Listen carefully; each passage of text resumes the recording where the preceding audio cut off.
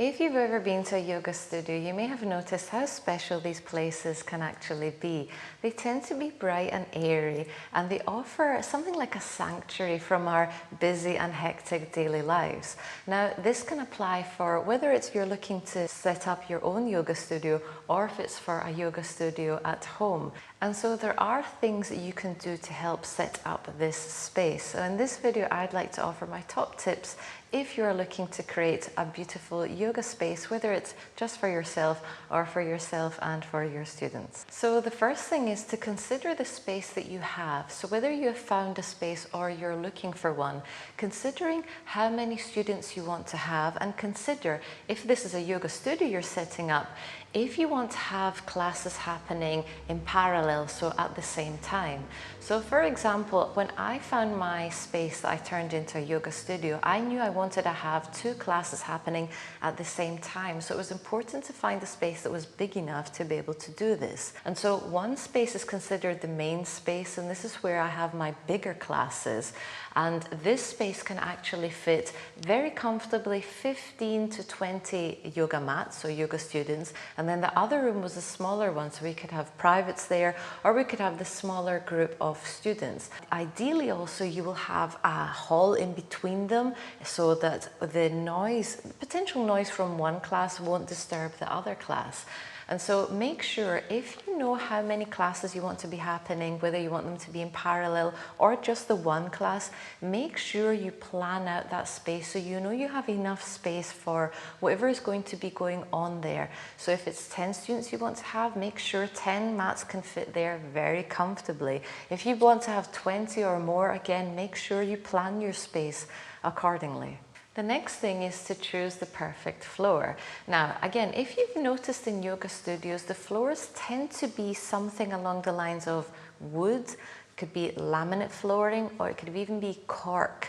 And so make sure you know which is the right for you. So for example, wood is the most expensive option. It looks absolutely beautiful, but it's the most expensive option. If you like the look of wood, but you don't have the budget for that, then maybe go for the cheaper option, which is laminate. So I have laminate flooring in my 2 yoga spaces, and I've had no problems with it. It's durable. Just maybe think about going for the slightly more expensive laminate, not the cheapest one, because then it'll be thicker and it will be more durable.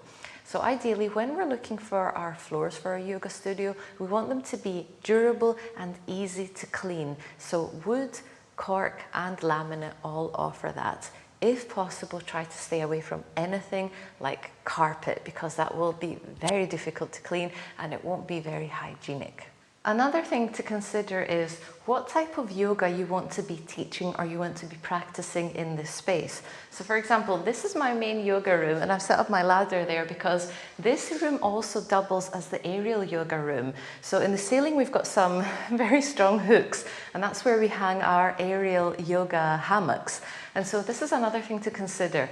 If you also want to be teaching some form of aerial yoga, then consider that you need a ceiling of a certain height that will allow you to hang these aerial yoga hammocks. And you'll see this space completely transforms when all the aerial hammocks are up, and it just becomes this very different and very magical space. Now, colours can play a very important role in how someone feels in that space. So in my previous space, in my previous yoga studio, I had this very dark purple curtain, and it was basically to block out the sunlight. In that space it worked well. However, I knew when I came to this new studio that I have, I wanted it to be as bright and airy as I could possibly make it. And so that's why I chose all the walls to be painted white. I wanted it to be a clean, bright studio.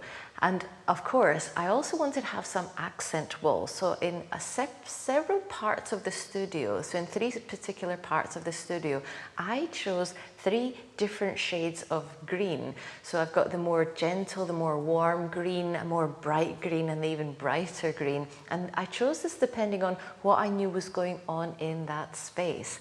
And so If you're looking for a very bright and airy feel, so maybe for example there isn't much natural light where your space is, try to go for maybe a white color.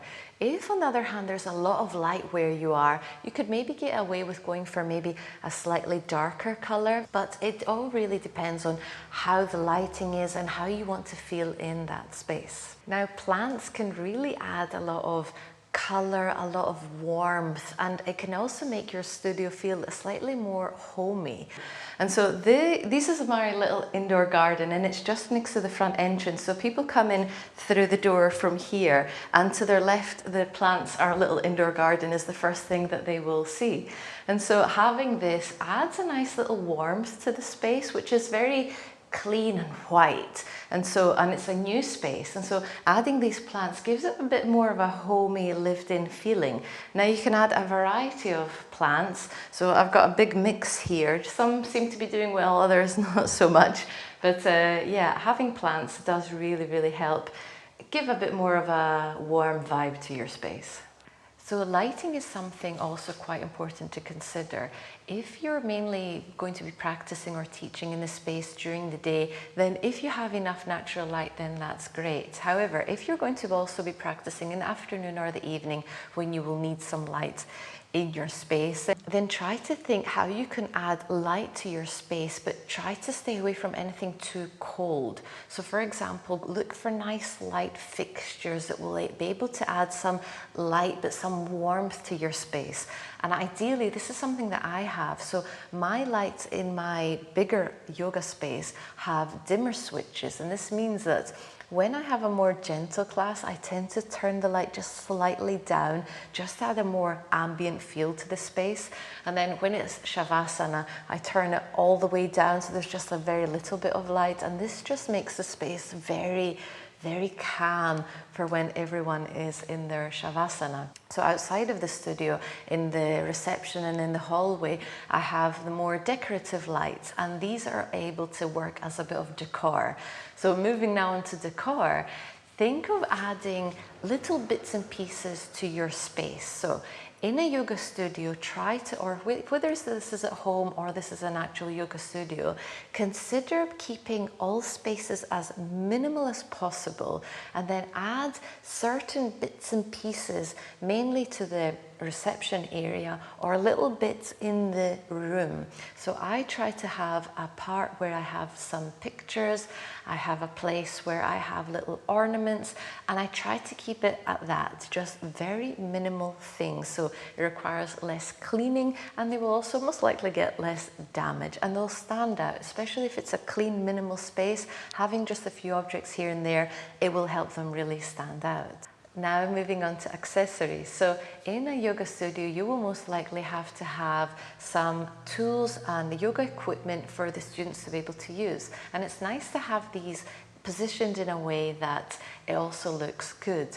So for example, for my yoga mat, I have a stand, and that's where everyone goes. They take their yoga mat from there and then they put it back again after use. And I have a little shelving unit for my yoga blocks. So consider that you will have to have a place where you will have the yoga mats and yoga blocks, if you use yoga blocks, maybe even yoga bolsters, and just try to think of how you can position them and how you can place them so that they also look really nice. And my last bonus tip is, if you're looking for inspiration, because to be honest, there are so many things you can think of, so many different design ideas. So you can either go maybe for the bright and airy, you can maybe go for the more rustic, the more like wooden structures. You can maybe go a bit more industrial. So there's so many ways that you can decorate your yoga studio, yoga space. So my last tip, and this is something that I did a lot, is go onto Pinterest. So go into Pinterest and search through all the images that you can find. And what you could do is maybe you could find a collection of your top favorite 5, for example. Save those images and then just have a look at them and see what their common pattern are. So are you more drawn to when it's a bright and clean space? Are you more drawn to whether there are lots of colors or objects? Just try to see what the common theme is, and then that you will know that that's basically the style that you want to follow. So those are my tips for if you're looking for yoga studio design, whether it's a yoga studio or it's yoga at home. And I hope you found this helpful. If you did, consider liking this video, and I'll see you in the next video. Bye.